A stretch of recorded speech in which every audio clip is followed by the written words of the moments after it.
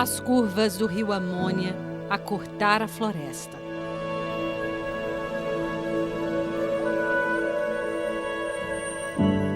As retas de urucum a colorir o rosto da mulher.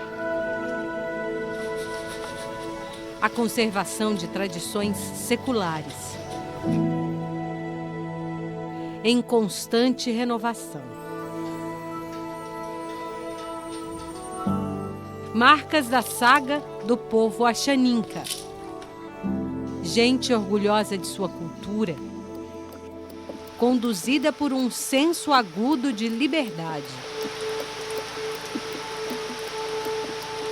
Assumiu para si a missão de semear a floresta dentro de seu território e fora dele também. Para conhecer este povo, é preciso conhecer a história de seu lugar no mundo. Testemunhar o exercício de sobrevivência axaninca é uma volta ao passado e uma lição para o futuro.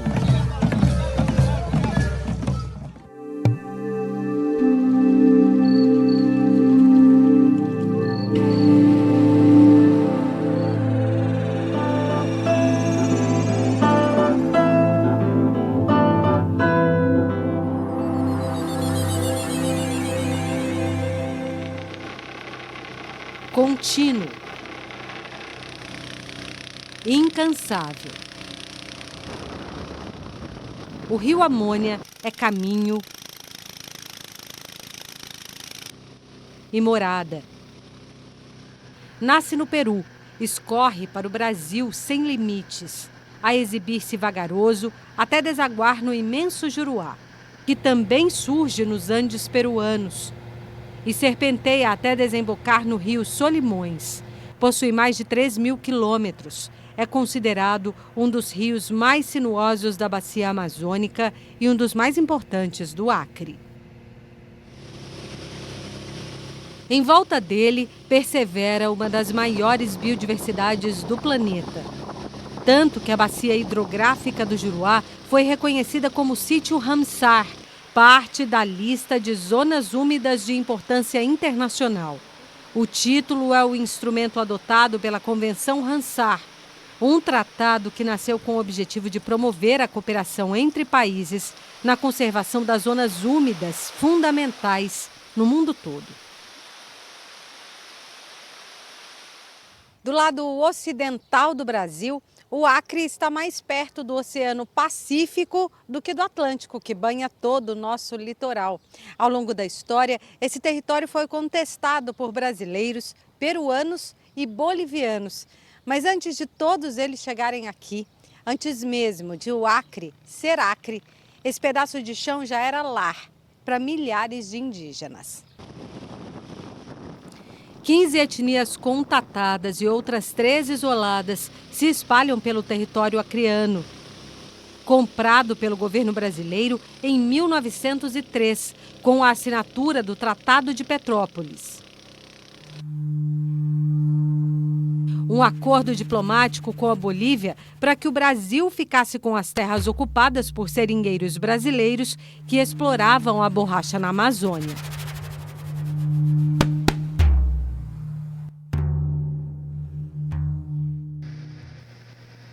Aqui existem 35 terras indígenas reconhecidas pelo governo federal, onde vivem cerca de 23.000 pessoas.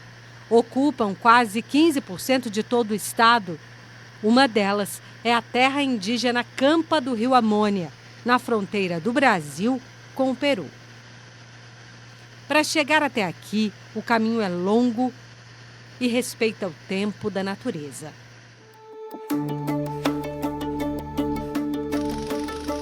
De São Paulo, desembarcamos em Cruzeiro do Sul.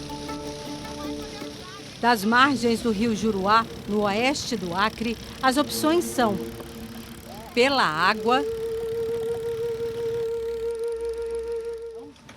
ou pelo ar. É um pouquinho... 7 horas de barco ou 50 minutos de voo em um monomotor sobrevoando a floresta. Hora inteira. ora alterada pelas ações do homem. Pousamos em Marechal Thaumaturgo.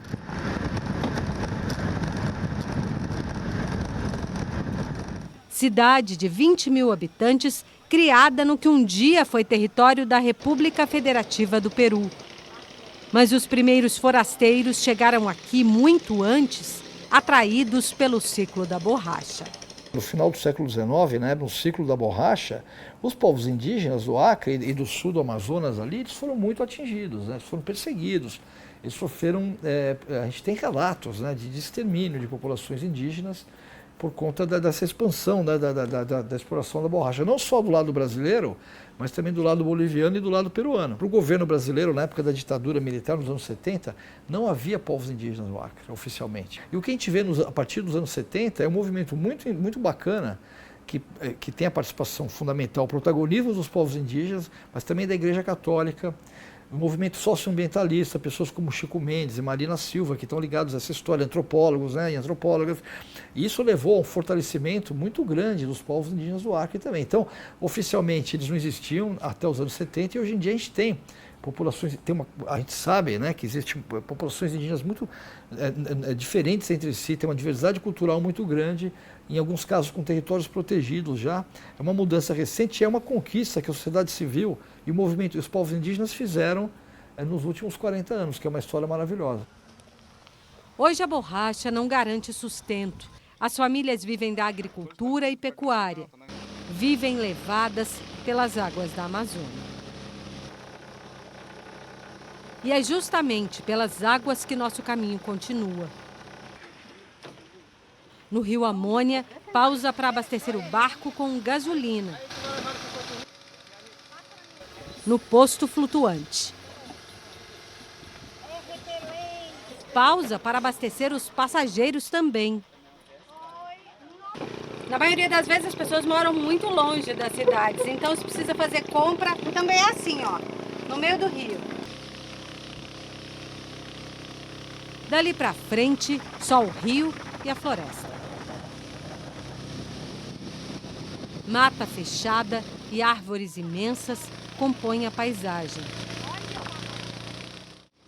Vez por outra, a Suma-Uma se destaca, gigante entre gigantes. Vez por outra, o povo da floresta faz do correr do rio o correr da vida. Viver no ir e vir das águas virou profissão de orleir. A pessoa que faz pequena viagem de um lado do rio para o outro, vai dar o nome de catraieiro.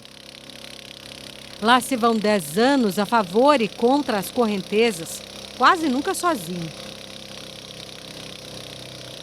Leva gente da região, visitantes que vêm de longe. Razão de passageiro, o catraieiro conhece bem. Todo mundo aqui só anda de barco, de catraieiro. É porque é o meio de transporte, né? É no rio, né? Aí é de barco. Bom para quem nasceu para estar em movimento. Eu gosto de não estar parado num canto, eu gosto de viajar no rio. E quanto melhor andar, eu acho melhor, né? Quanto mais ando, melhor para mim. Quando a arquitetura axaninca divide espaço com a floresta, quando um congestionamento de barcos surge às margens do rio, sabemos que estamos nas entranhas da maior biodiversidade da Terra.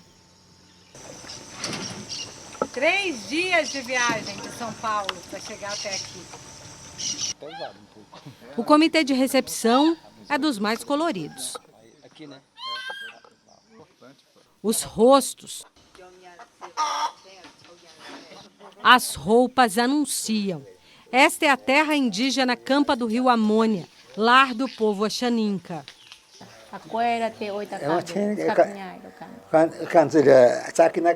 Munidos de uma força de proporções amazônicas, esses indígenas lutam há 500 anos por seu direito ao território e à independência. Após presenciarem o Império Inca, sobreviverem à chegada dos espanhóis no Peru, resistirem aos ataques dos empresários da borracha, se embrenharam cada vez mais na floresta profunda. chegaram à região do Alto Juruá na primeira metade do século passado. Se o povo Axaninca já ocupa esse pedaço do país desde antes do Brasil ser Brasil, essa Sumaúma testemunhou boa parte dessa história. Aos pés dela, uma comunidade fincou raízes. Não é à toa que na sabedoria Axaninca, a Sumaúma é a mãe de todas as árvores, um ser encantado que une a terra e o céu.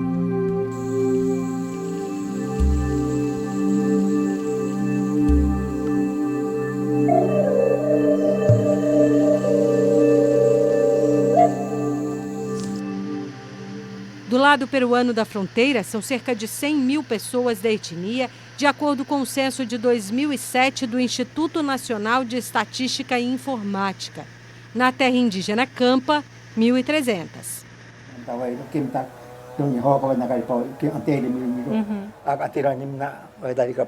Tassorentes, que é o Deus mesmo, que é o invisível. Então o Inca, que ele chama, né, que é o Inca, que é o povo do saber, o povo do sol, ele deu um conhecimento muito grande, né? Tassorentes, né, deu esse conhecimento para eles e falou: vocês vão ter toda a capacidade, né, para criar qualquer coisa que vocês quiserem nesse mundo. Não foi uma jornada simples. Em 1985, a FUNAI reconheceu que o povo Axaninca mantinha viva a sua cultura em solo brasileiro. Personagens fundamentais dessa luta, seu Antônio se casou com Dona Francisca, filha de seringueiros. Trabalharam para expulsar madeireiros invasores, caçadores e poceiros. Gente, para ter alguma coisa, né? Aí também fazia canoa, vendia para ele. Trabalhava em roçado, trabalhava em campo. Criaram juntos 8 filhos fluentes em português, espanhol e Axaninca. Guerreiros defensores de tradições ancestrais. Uma delas é Xantse, intérprete do pai, representante do Instituto de Saúde Indígena do Alto Juruá. A ponte entre quem está na aldeia e quem precisa de um atendimento na cidade. Nós, povo Axaninca, não trabalhamos em prol da nossa comunidade apenas. Como que nós vamos estar bem dentro da nossa comunidade, preservando o nosso território se nossos vizinhos estão mal, estão passando por necessidade?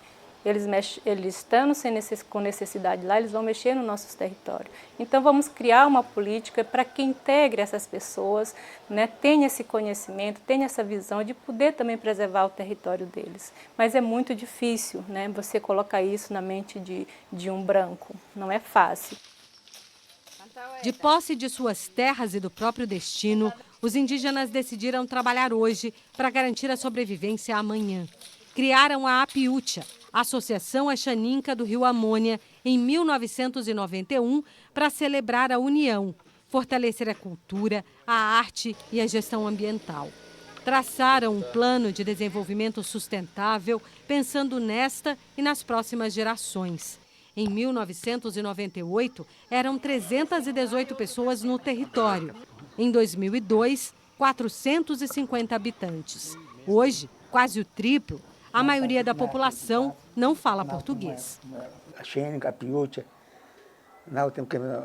Como é que começou essa história do povo Axaninca aqui nessa região do Acre? Este começa no Acre, em Chamacedo, esse na Arte do Pato, na tem uma Axaninca, Apiúcha, na tem muito Ele está falando que a luta foi diversas, né? Mas a luta maior começa pelo pai dele, né? Que é o meu avô, Samuel Pianco. E aí ele traz, né, esse diálogo, né, de que os povos indígenas, o povo Axaninca, tem que ter o lugar dele, né? Junto com a língua Axaninca, conservam os trajes tradicionais, chamados de cuxmas ou quitarentes. Conservam os rostos pintados no cotidiano da aldeia, as casas abertas e hospitaleiras. O viver que os mantém de pé há centenas de anos. Se a nossa identidade, nós que somos um povo, isso não for motivo de orgulho para nós, a gente não pode ser admirado por ninguém. Então a gente primeiro precisa ser. A gente não pode mentir para o outro de que a gente é, ou querer justificar. A gente tem que ser de verdade. Então o povo Axaninca tem muito orgulho de ser o povo Axaninca.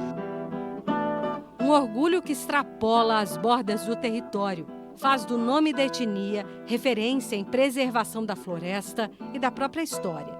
Há uns séculos atrás aqui também era Peru, e que o Brasil tomou e que hoje aqui virou Brasil, mas que aqui era Peru antes, e que meu povo já era caminho do meu povo há mais de séculos atrás. O professor Isaac Pianco, filho do cacique, tornou-se o primeiro prefeito indígena do Acre.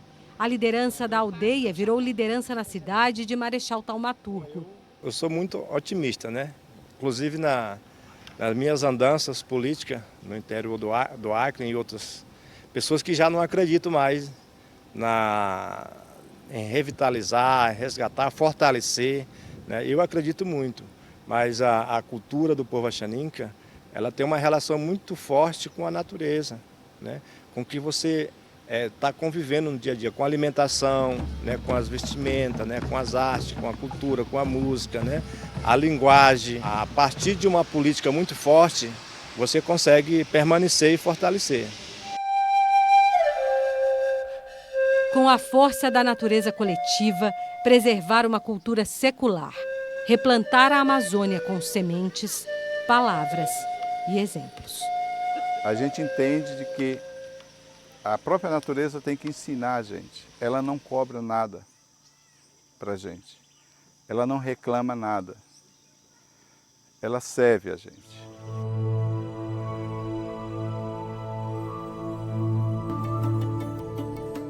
Quando decidiram montar aqui a aldeia Apiútia, os indígenas encontraram um grande pasto. Para ter comida, plantaram espécies frutíferas, incluindo 300 mil pés de açaí.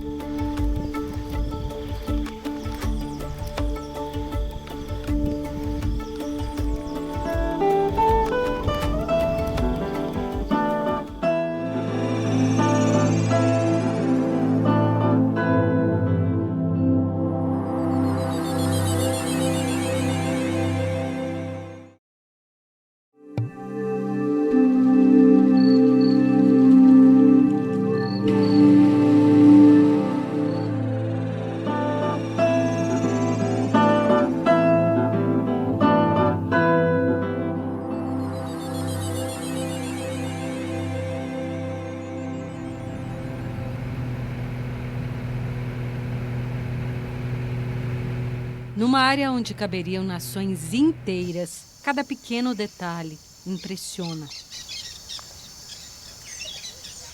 A Amazônia que mata a fome e a sede, que protege, que abastece, é a mesma que ameaça sucumbir.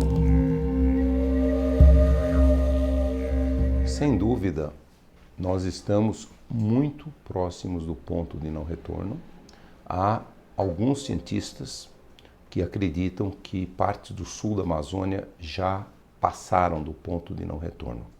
Por quê? Quando você desmata muito, como mais de 35% de todo o sul da Amazônia já foi desmatado, você perde floresta, você tem pastagens. A gramínea da pastagem, ela tem uma raiz muito curta, 1 metro, 1,5 metro. Então, ela não consegue puxar água durante a estação seca. A pastagem transpira muito pouco. Ela transpira 1/3 da transpiração da floresta. Então não forma a chuva, então começa a diminuir a chuva.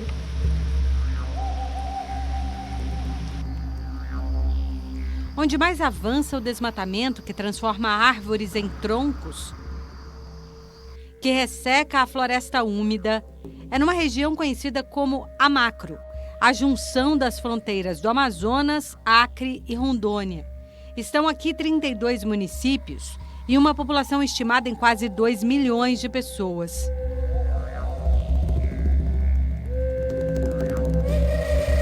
Segundo o Departamento Nacional de Produção Mineral, há 4.902 processos minerários ativos na região, Como são chamadas as áreas onde uma pessoa ou empresa tem direito exclusivo de explorar minério? Dados de um estudo do Greenpeace Brasil identificaram 27 planos de manejo florestal que derrubaram uma área de mais de 3.500 hectares, o equivalente a mais de 480 mil campos de futebol. De acordo com o levantamento, 16 destes planos estavam dentro de terras públicas federais não destinadas, ou seja, áreas que pertencem ao governo e ao povo brasileiro e onde não é permitido desmatar. Se a gente olhar essa região, existe um muro verde que foi construído pela criação de unidades de conservação e o reconhecimento territorial histórico dos povos indígenas que ali habitam. Porém, esse arco de desmatamento que ficou contido durante muitos anos foi pulou esse muro verde e hoje em dia o que a gente vê é o processo de interiorização do desmatamento na Amazônia. Essa região ocorre especialmente ao longo de grandes rodovias, como é o caso da Transamazônica e seus ramais, e também de outras rodovias que se ligam a essa rodovia. O número de seres vivos exterminados com a devastação assusta. Foram mais de 1.700.000 árvores derrubadas, lar de pelo menos 130 milhões de insetos. A floresta, 75% da energia radiativa que vem do sol, ela é usada para evaporação da água e para transpiração da água. Já na pastagem, durante a estação seca, menos de 50% da energia é usada para transpiração. O resto da energia aquece o ar. Então a pastagem fica, às vezes, até 5 graus mais quente a temperatura máxima durante o dia. Então esse fator, estação seca mais longa, temperatura do ar durante a estação seca, 2 a 3 graus mais quente. E menos chuva durante a estação seca, 20 a 30%, todo esse sul da Amazônia já mostra isso. É por isso que a floresta virou fonte de carbono, ela perdeu a capacidade de absorver. Na terra indígena Axaninca, a penumbra de ameaças está em todos os lados, dos madeireiros ilegais ao tráfico de drogas.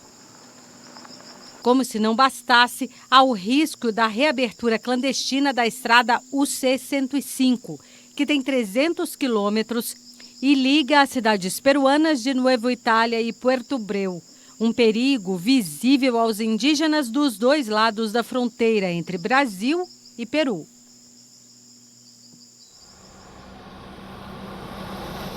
Esta outra estrada também preocupa, BR-364, que hoje termina em Mâncio Lima, a 670 quilômetros de Rio Branco.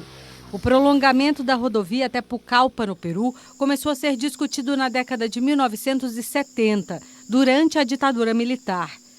Mas o projeto empoeirado ganhou novo fôlego nos últimos anos. Vai ser cortado o Parque Nacional da Serra do Divisor, pelo menos 7 territórios indígenas, brasileiros e peruanos, sem contar que vai atravessar áreas com povos indígenas em isolamento voluntário. Nós temos pelo menos mais 3 carreteiras, como eles chamam por aí, que buscam entrar para trazer desenvolvimento, né? Mas na verdade a gente sabe que vem somente para tirar madeira, grilar as terras e hoje com uma influência muito grande do narcotráfico. Um dos maiores desastres ambientais das últimas décadas no Acre. Assim, o Ministério Público Federal se manifesta contra a estrada entre Cruzeiro do Sul e Pucallpa, no Peru. Um risco alto demais, já que para os procuradores a rodovia não teria utilidade econômica para a região e ainda ameaçaria a segurança na fronteira. De cima, o que se vê é uma floresta densa partida ao meio pelo asfalto. Caminho para o avanço do desmatamento, da pecuária, da extração mineral. As estradas que estão chegando, né, cortando o nosso rio e que vai trazer aí um problema muito sério para nós, né, e que vai contaminar o nosso rio. A gente está lutando para que isso não aconteça, mas Bom, ninguém sabe, né? A luta é muito forte e a pressão também é muito forte, porque as empresas madeireiras do lado peruano são empresas que também têm apoio, né, de governos, de prefeituras. Quem tem a floresta como abrigo já sente o clima mudar. Aqui na comunidade a gente sente muito calor, os rios secam, os peixes morrem, os roçados também, então afeta diretamente, muito calor, muita quintura, muita fumaça. Então essa responsabilidade das mudanças climáticas é de todos. A gente tem muito claro de que a mudança climática e o ritmo da mudança que está acontecendo é por causa do homem. Para nós está claro, a nossa ciência xanenca aponta isso.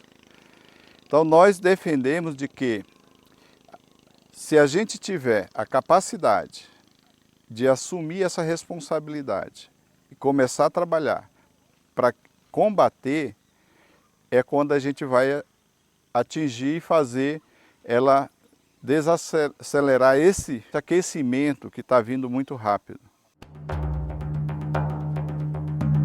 A casa do povo Axaninca é verde até onde a vista alcança. São 87 mil hectares de floresta exuberante, mas nem sempre foi assim. Quando decidiram montar aqui a aldeia Apiútia, os indígenas encontraram um grande pasto, sem floresta. Começaram então a semear o futuro para garantir a própria sobrevivência e também dos animais que já viviam aqui. Para ter comida, plantaram espécies frutíferas, incluindo 300 mil pés de açaí. As árvores foram semeadas uma a uma, 30 anos atrás. A floresta ela tem uma capacidade, nós mesmos entendemos isso. Só basta você deixar quieto, que ela mesmo se recompõe. Agora, quando você ajuda, é muito mais fácil. Em 92, isso aqui era um pasto para gado. Nós reflorestamos ela toda. Você vê que essa área que era uma área de gado, tanto aqui como do outro lado do rio, nós tínhamos em torno, somando tudo, mais de 300 hectares de pasto aqui nessa região. Hoje não tem um gado e se tornou uma área produtiva. Para nós é produtiva, porque ela tem uma variedade de espécies. Francisco Pianco é testemunha viva da ressurreição da floresta, saqueada por madeireiros no passado. Desde a década de 1990, os indígenas coletam sementes de árvores nativas para a produção de mudas aos milhares. Aos milhares também são as mãos que plantam raízes sob o solo. Nós temos uma prática de mexer com sementes. É a nossa cara xanenca mexer com sementes. Nós temos uma diversidade de sementes que a gente usa da natureza. A gente procura encontrar sementes de outras regiões para tentar enriquecer e diversificar cada vez mais. Entre uma sumaúma e uma mutamba, a agrofloresta. Visitamos a roça de Seu Inco. Quando nós plantamos, aí primeiro começa de plantar e cuidando. O alimento que brota garante o sustento dos 17 filhos. A agricultura que mantém a floresta em pé. Se você deixar a mata crescer de novo, como a capoeira, né? Aí você vai atrasar. Ela não vai ficar grande, logo demora de saltar fruta, né? Com o território sombreado pela mata, eles estenderam seu poder de semear para outras terras. Em frente à cidade de Marechal Taumaturgo está o Centro de Formação Yorem Cantame, na língua axaninca, Saber da Floresta. Os 100 hectares eram pasto aberto até 2007, quando foram comprados pelo povo axaninca. Hoje, o cenário é este. 200 mil árvores foram plantadas pelos próprios indígenas para confirmar a olhos vistos que semear a floresta é possível. Tem jambo, cumaru, que atraem uma caquaranha, seguro em meio à floresta. Para ser território do encontro entre saberes indígenas e não indígenas, foi criado o Centro de Formação para jovens e adultos entenderem as raízes da sustentabilidade. O Piomento Pata Chochoque e Hatsiokitoque. Núcleo de polpas e frutas e sementes, mas em Axaninca é o lugar onde nós trazemos as polpas, né, a carne das frutas e as sementes. Equipamentos modernos processam o que é colhido na mata recuperada. Por enquanto, as polpas de açaí e cupuaçu são processadas e congeladas, mas há potencial para trabalhar com buriti, graviola e cacau. Há potencial para transformar vidas, como a de João. Ele saiu do Paraná para o Acre em 2016.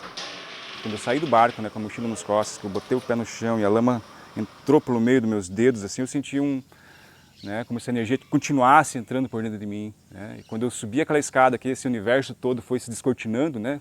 A escada, quando isso foi se descortinando, então eu fiquei encantado com aquilo, comovido, e de alguma forma eu já estava predestinado a voltar para cá e continuar trabalhando, então não tem como fugir desse trabalho. O engenheiro florestal virou o consultor técnico. O consultor técnico virou o João Axaninca. O que eu busco ainda aprender é ser parte da floresta, né? Onde eu não se sentir um elemento estranho, né? Mas entender como se você fosse realmente parte da floresta, né? Interdependente da floresta, né? Você precisa da floresta para sobreviver. E eu acredito nisso, que a gente está aqui, estamos mudando o mundo. Devagarinho, começando daqui do nosso quintal, mas a gente chega lá. O caminho para chegar lá passa pelo Instituto Yorenka Tassorense. Com a compra de áreas degradadas, mais de 2 milhões de árvores foram plantadas aqui, pertinho da cidade. Projeto da vida de Benque Pianco. E o sonho meu é plantar aí, futuramente, 8 milhões de árvores e deixar isso para meus filhos, para meus netos, para as pessoas que entrarem lá dentro, dizer assim, nós falamos de recuperar o mundo, nós estamos vendo o desastre que está acontecendo na Terra, todos esses fenômenos, todas essas mudanças climáticas que vem acontecendo, enquanto nós estamos vendo o homem fazendo bomba, matando gente, a gente está falando de ser humano. O que é um ser humano em cima dessa Terra? Como indígena, dando esses exemplos. E a gente está aqui para dar esse novo olhar, essa nova vivência, esse novo mundo, esse novo lar para aqueles que precisam, que muitas das vezes não sabem para onde vai. Caminhar daqui para frente. Quando criança, Benque conheceu o cantor Milton Nascimento em uma visita à aldeia Piúcha. Para ele, Milton compôs Benque, uma de suas canções mais famosas.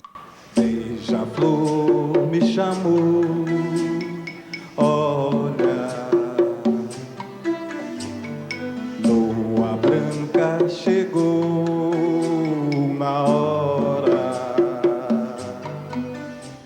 Em verso e prosa, Benque é um semeador de árvores, de ideias e de esperança. Hoje eu vejo muitas coisas quando as pessoas falam, como é que nós vamos mudar o mundo? Como é que nós vamos ajudar o mundo? O mundo, nós somos o mundo. Quando olha para um ser humano, nós somos o mundo. Quando fala quem é espírito, quem é Deus, quem é espírito. Quando olha para Deus, nós somos, porque nós somos feitos de espírito, não tem outra coisa. Então, se nós somos feitos de espírito, nós somos parte de um tudo que foi feito. Aqui é a criação dele. Muita gente fala que quero ir para um paraíso. Que paraíso? Se aqui é um paraíso já dado nas nossas mãos. Eu sou a terra, eu sou a floresta, eu sou um animal, eu sou tudo. Porque é desse tudo que eu sobrevivo. Beija-flor de amor me leva. Os homens preparam o roçado, os filhos plantam o algodão.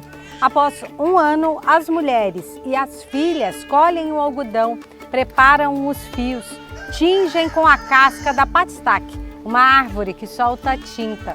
Só depois vão tecer as vestes no tear.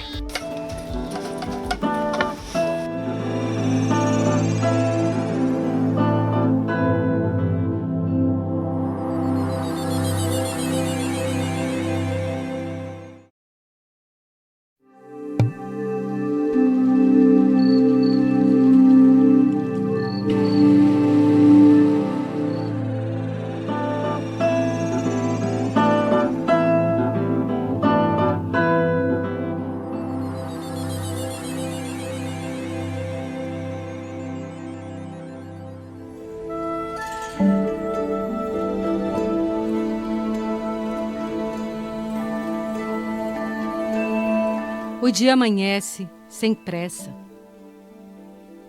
A neblina torna branca a floresta verde.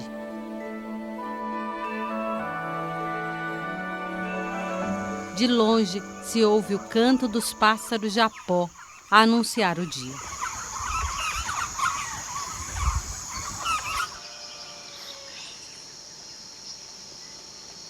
Quando o sol rasga a paisagem, o povo exercita o saber ancestral de viver em parceria com a natureza.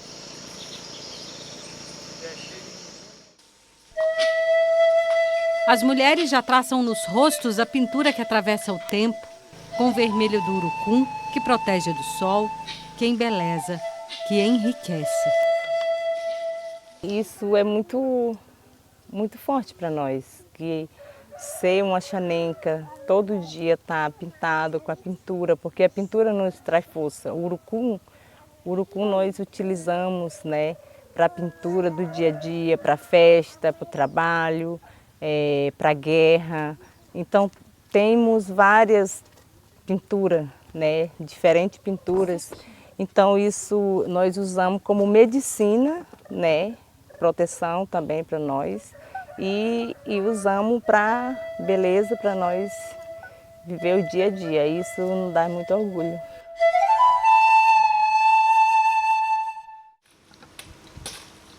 Na aldeia o trabalho começa cedo. Seja no roçado, seja para buscar o peixe, seja para aproveitar o balanço da infância. A aldeia Piútia desfia seu complexo repertório de sons. A fumaça é sinal de trabalho feminino. No caldeirão, o tecido é tingido com cascas de árvores. Na casa, as mãos talentosas estampam a peça com barro tirado do rio.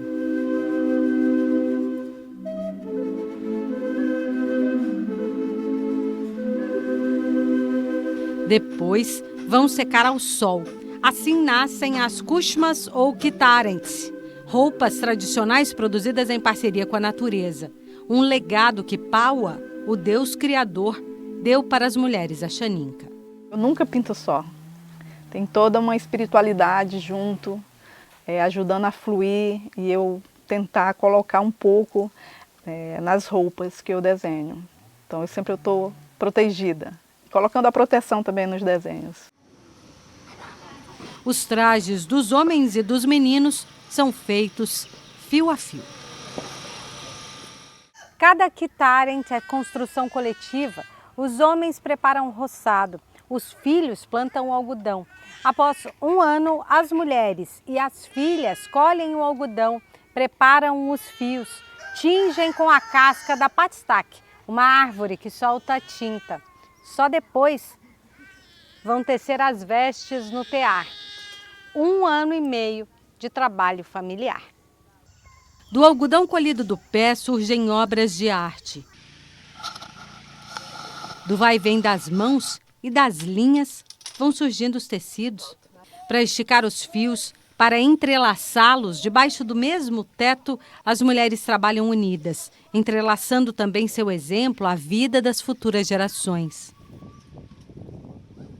Dora Pianco sabe, tecer vai muito além de produzir vestimentas. O artesanato é muito importante para o nosso povo, que ele nos fortalece, né, no nosso dia a dia, no nosso trabalho, né, de proteção da nossa terra. Por quê? Porque ele é produzido naturalmente, né? Então o nosso povo, ele utiliza o artesanato para dar energia para nós, para dar força, né, ao nosso espírito, para poder nós também manter a nossa cultura. Para completar, na cabeça eles ostentam a coroa de palhas e penas Amateretse. O que não vai ser usado aqui é vendido pela cooperativa montada na aldeia. Desde pequenininho que a gente já são passado de pai para filho e de mãe para filha, porque tem artesanatos que são produzidos só pelos homens, tem artesanatos que são produzidos só pelas mulheres. Então, isso são passados de pai para filho, esse conhecimento. A rotina da comunidade contempla a conservação dos costumes sem alterar o ritmo da vida. E aí tinha as empresas que chegavam, queremos 300, 2.400, não sei o quê, 5.000 de tal peça. A gente falava assim, a gente não trabalha para um mercado, para uma empresa, né? A gente trabalha para a nossa sobrevivência de acordo com as nossas necessidades. É para isso, é dessa forma que nós trabalhamos. Então, nós não trabalhamos com 500 cusma, né? Com 500 cestas, 2.000 colares, não. As famílias trabalham de acordo com suas necessidades. A gente não é uma fábrica. O mesmo talento usado com os fios trança a palha que os encobre. Os indígenas constroem casas com a mesma técnica secular que herdaram de seus antepassados. A madeira cria a estrutura. A palha assegura a proteção. É fruto do manejo sustentável. O povo Axaninca retira a palha sem matar a árvore. Depois de 5 anos, ela já está pronta para ceder folhas de novo para novas moradas. Sempre feitas sem paredes, altas e abertas para o mundo. É que para eles o que importa mesmo nunca está dentro de casa, e sim do lado de fora. A gente faz tudo para não ter um monte de coisa, para não ter dificuldade de viajar, de andar e nem de deixar a casa para trás. A gente tem a casa nossa, é o nosso território. A casa nossa não é só onde a gente está, né? A gente não tem dificuldade de deixar uma casa para trás. Se a gente está cansado de estar naquele lugar, a gente vai lá, deixa aquela casa e muda para outro lugar. A gente pode até queimar aquela casa porque ela já deixou de servir e faz tudo de novo, porque isso é, cada casa que você faz, você está passando para o seu filho uma técnica, um aprendizado. Você não passa isso num formato escrito, você tem que fazer no cotidiano, então faz parte. Então isso é uma maneira de ensinar os filhos. Cada filho já começa a fazer suas casinhas desde cedo. Na casa, repleta de afeto e diálogo, se vê a chuva multiplicar a fartura da floresta. A noite chega misteriosa e a aldeia se aquieta. No balanço da rede, nossa equipe também vai dormir. Boa noite, hein?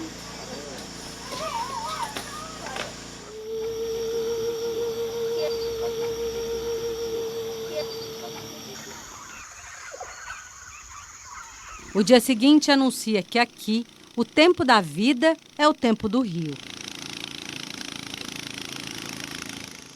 Por ele vem o barco escola.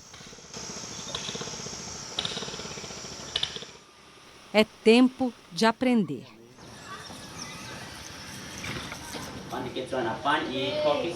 Ensino bilíngue, matemática axaninca.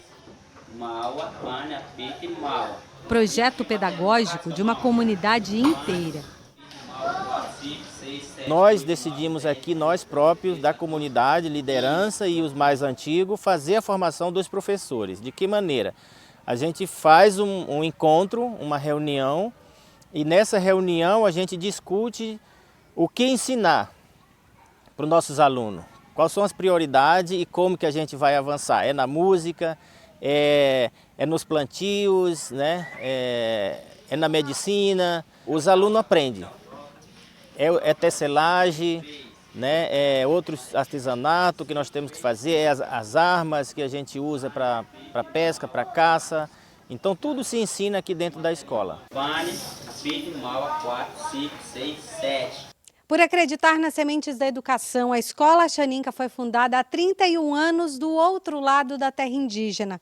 Mas para evitar as constantes invasões de madeireiros, a aldeia foi transferida para cá e a escola veio junto. Assim como a certeza de que as lições muitas vezes são aprendidas fora da sala de aula. Sempre a gente pensou de o futuro da criança para segurar nossa organização para segurar o povo, para de forma assim de ter mais esse conhecimento, seja de estratégico para o povo, para segurar o território, para segurar a cultura e para trazer o benefício que seja transformar em nosso projeto de nossa realidade. Trazer mais conhecimento técnico para aqui, para somar com o nosso conhecimento. Então esse futuro das crianças, a gente pensa muito isso. E as meninas também, as alunas, tu sabe que aqui nossa cultura está muito forte ainda na parte tradicional. E assim, de habilidade, de prática, de colheita, de fazer tecelagem. Essa escola, e vão trabalhar a reprodução desse conhecimento, trazer os contextos também da escrita. E a gente trabalhar dentro do projeto de vida da comunidade. Quando concluiu o mestrado na capital, Comayari voltou para casa. Hoje é diretor da escola. Vez por outra, ainda atua no chão da sala de aula. Mas sonhando alto. A gente pensa em implantar também a universidade aqui, para não sair nossos alunos estudar lá fora. Esse aqui é o nosso sonho. Entre uma aula e outra, jogo de futebol, a cumplicidade do passeio de barco. Eu me sinto muito feliz. Mas por que, Francisco? Porque aqui eu tenho meus amigos e aqui eu tenho mais liberdade.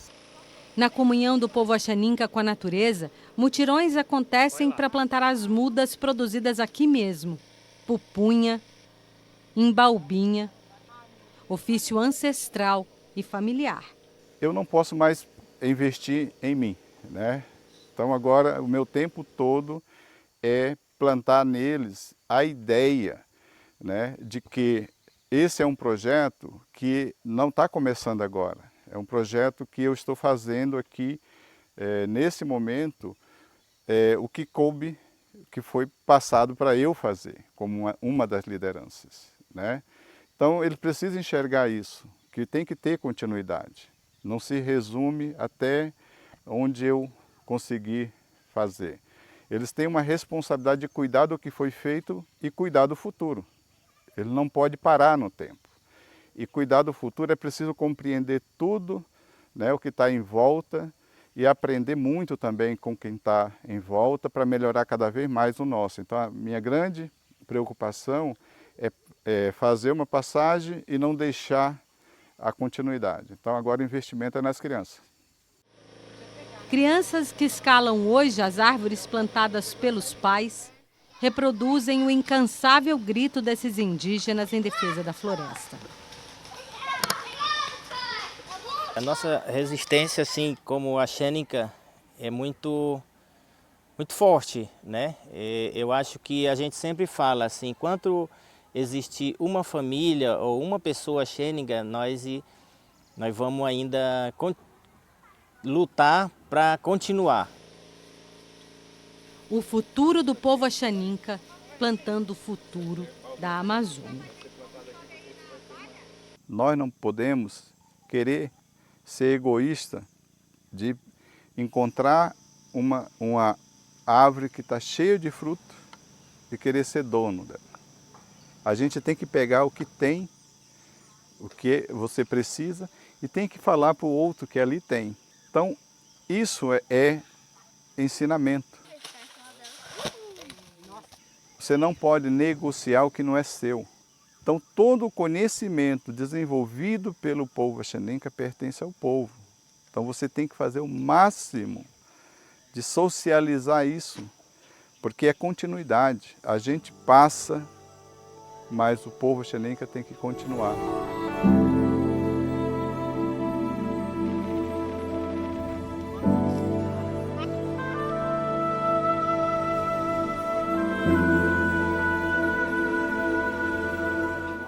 Viracucha, Axaninca, Chaiconica, tudo mal, tama acuérdate, porque Hiroka, Axiaca, Cariaxi, Itsepapen, Imbequiseg, Indena, Renoque, Axiaca, Mauen, tama acuérdate, Porque ele coira a tongue mal a cima aka haka que paz. Cari só a xênica tonguirori. A tongue mal ele. E outra mal a coaque. Tonga que ele acha aka mal ele. Era cimeia. Tonga a tapaca. Até o caso no colo no canto. Que me sande passanga. Pito. Pa mineiro. Scanateiro camedo. Oita pandai de caridó pero tanto. Tamande cameta. Tá sei que cameta.